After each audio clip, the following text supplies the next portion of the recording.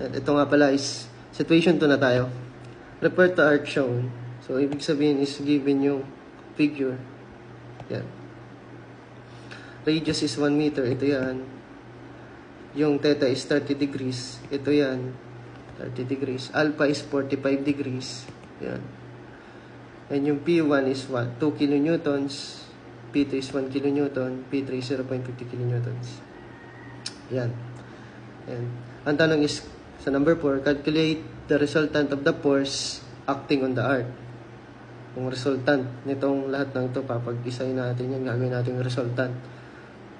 Determine the vertical reaction at B. Determine the horizontal reaction at B. So, sa number 4, mahirap kung mano-mano. Pero kaya naman. Yan. Papag-isay natin ito eh. So, may technique dito. So, ang atake ko dito pala is pang-board exam na. So, karamihan naman sa atin nagre-review.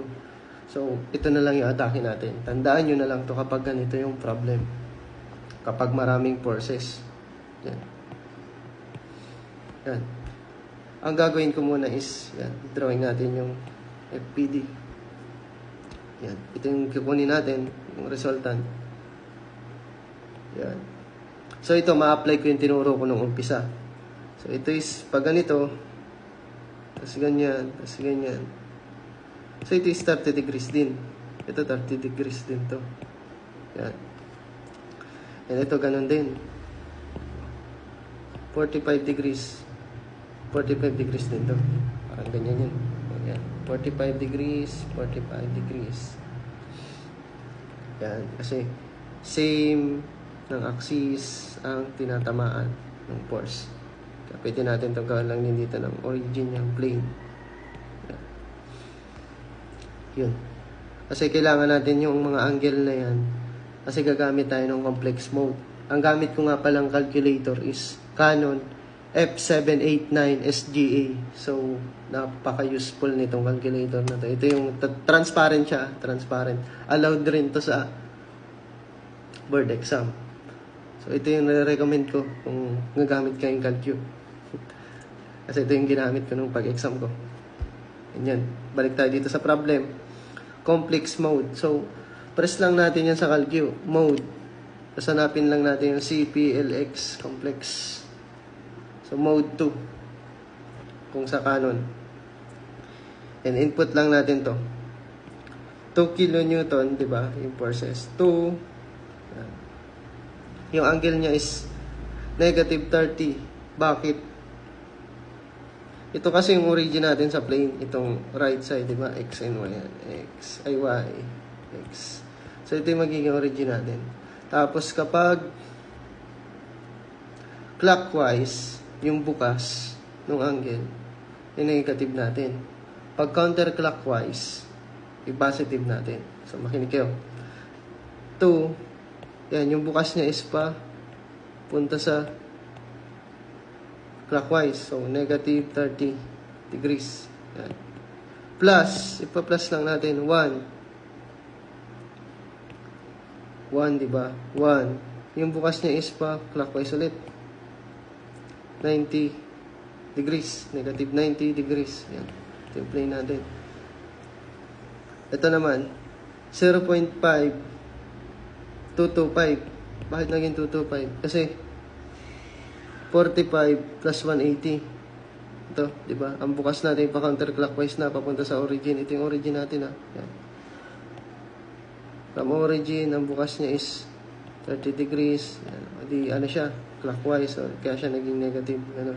So, ito naman is counterclockwise. Kumbaga, pag bukas niya dyan, pag ganun. So, itong bukang ito, counterclockwise.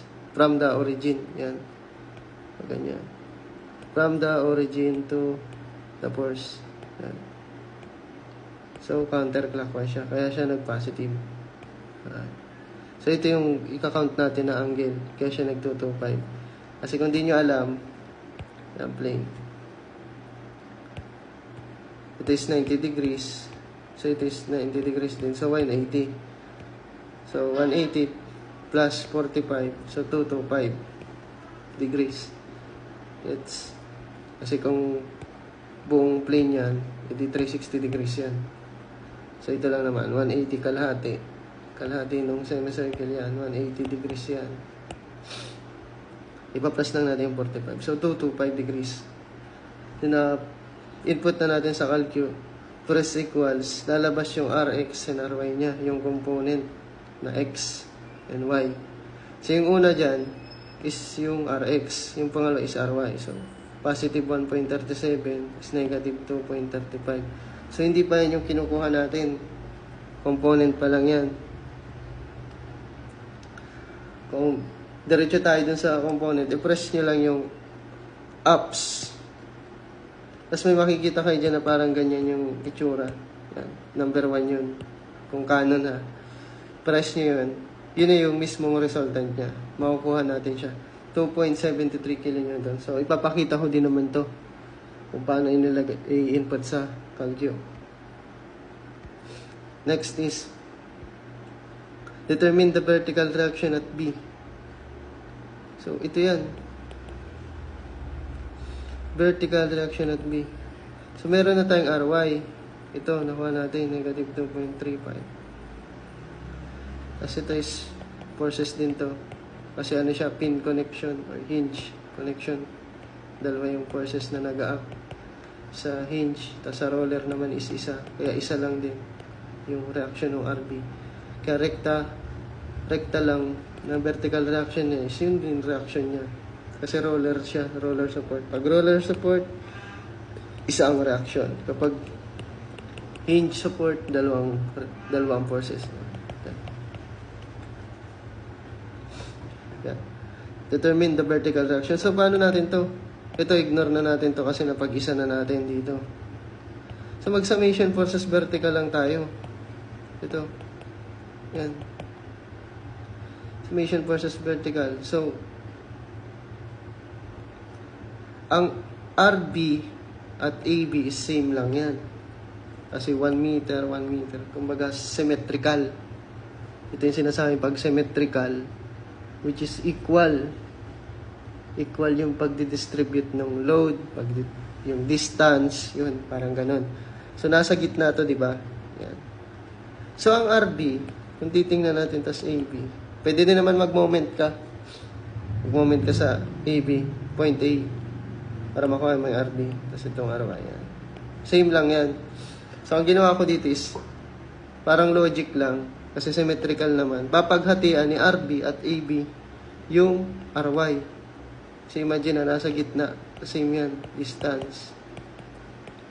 So, papaghatian itong dalawang force na to, itong si RY. So, RY divide to 1.18 kilonewtons. So, pwede ka rin mag-moment dito sa A. So, ito lang forces yan. Yan, dalawa lang yan. Kasi ito, ignore na natin to kasi ito na yan. Yan. Yan, distance siya, perpendicular distance is 1 meter. RB naman is 2 meter yung perpendicular distance. Tapos, shift solve mo lang. Makukuha mo din yung RB. Which is same lang yan, 1.18 kilonewtons. The next is, determine the horizontal reaction at B. Horizontal reaction at B naman daw. So, wala naman kasi kung alam lang natin yung roller support, yan, ito, tingnan natin sa picture, may mga bilog-bilog yan, roller support yan. Isa lang din naman ang reaction niya, which is yung ganyan lang, isang vertical reaction lang. So, wala, zero. Kasi wala naman siyang horizontal na reaction. Kaya mas mahalaga rin tomin natin yung figure at yung hinge, yung mga support, mga external support yan. Para hindi tayo mamali kasi napaka-importante. Determine the horizontal reaction at B. Kung hindi mo alam na ang roller support is isa lang yung reaction, so magsosolve ka rin yan ng reaction dyan. So yun, mas mahalaga natin alamin yung mga external support. Which is yung hinge, roller, pin, mga internal support yan. Pakita ko nga pala yung madalihang pag-input ng using complex mode. So, mode to complex. Yan. So, base dun sa problem na sinalve natin kanina. Ito yung angle. Angle negative 30 plus 1 angle negative 90 and plus 0.5 angle 225 equal, pindutin nyo lang itong FD, 1.37 and negative 2.35. So yan yung RX and RY para malaman natin yung resultant niya. Ups lang, press ups ito. Ups 1, yung may R tas angle equal. Yung resultant niya is 2.72 or 2.73. So yung angle naman is negative 59.64. So pinapahanap lang naman yung resultant. So ganyan siya input sa calculator.